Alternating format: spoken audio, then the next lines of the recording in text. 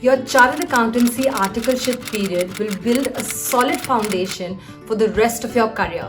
So make the most of this time. Hi everyone, my name is Mehar Sindhu Batra and I'm back with another video.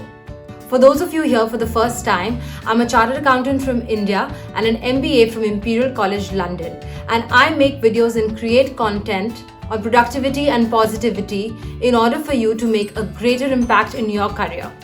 I made a video on my articleship experience at a Big Four firm, and this video is sort of a continuation from that video. So in case you've missed out on that one, I'm going to link it down below, so don't forget to check it out before you watch this video.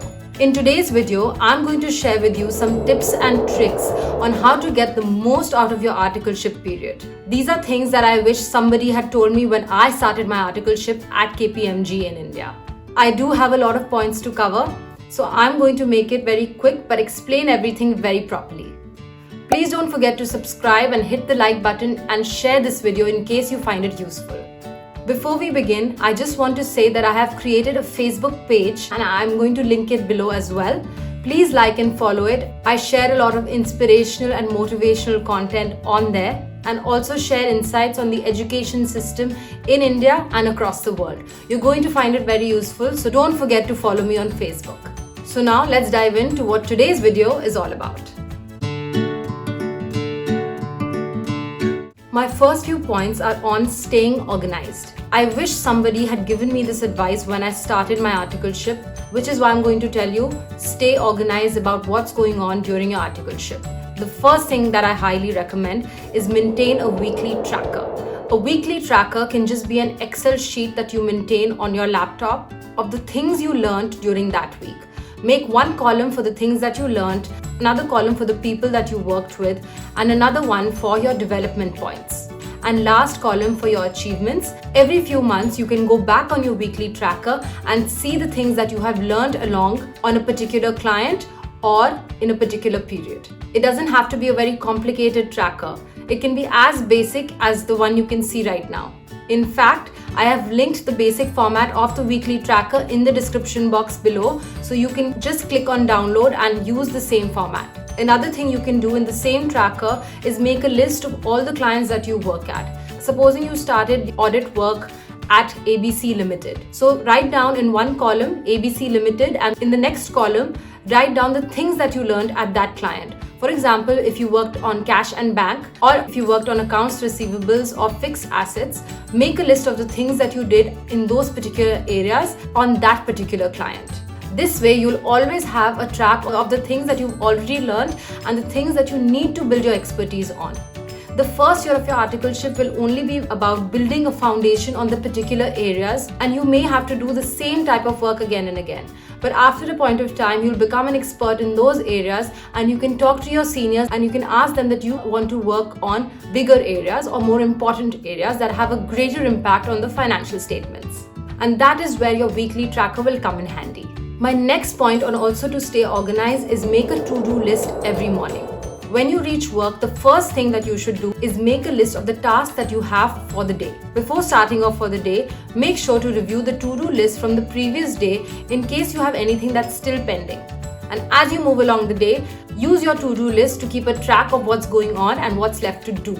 I personally love to-do lists because they give me a sense of accomplishment when I've ticked and crossed something that has been achieved. My next tip is something that I did not do and I really wish that I did, is ask questions to gain clarity.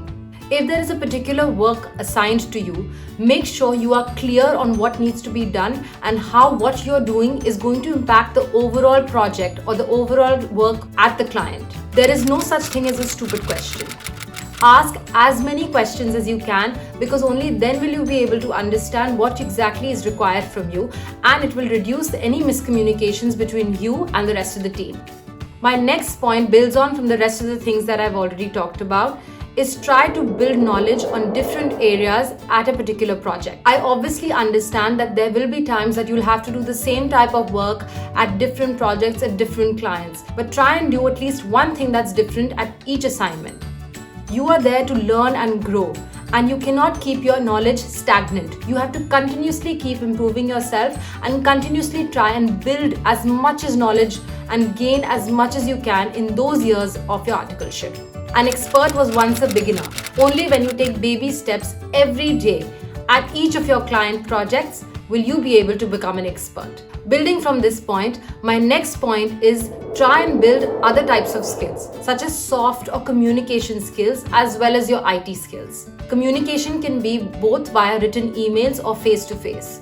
See and observe how your seniors talk to your clients or the head stakeholders of organizations and try and learn from them. You have to be very sharp when you're dealing with clients and make sure that you're able to communicate your message clearly. The more you practice, the better you will get.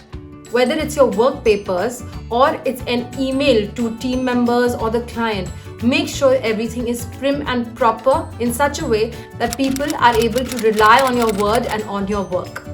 Similarly, if you're working on Microsoft Excel, try and learn all the formulae. It'll only improve your speed and make you very confident in delivering what you're supposed to deliver.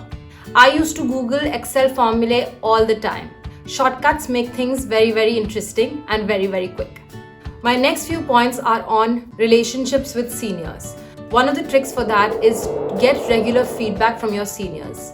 When you're starting a project, make sure you and your senior are aligned and have a conversation on the areas that you are responsible for and the things that you're hoping to learn from this engagement.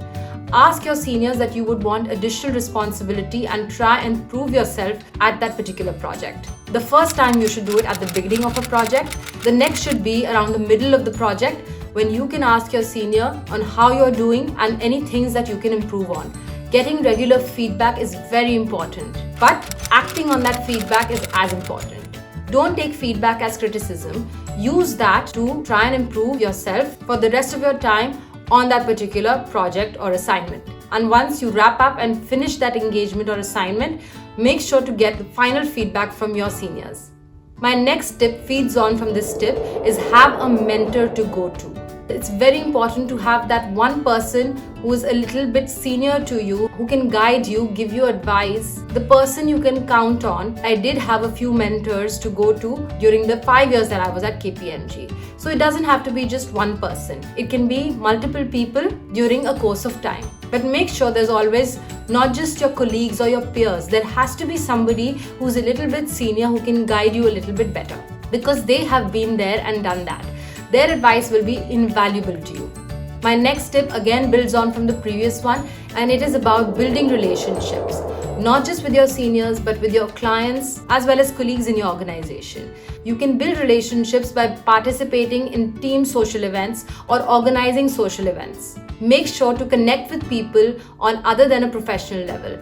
These relationships will be very important as you progress in your career. You don't have to be best friends with all your colleagues, but make sure that you do have a friendly and cordial relationship with most of them.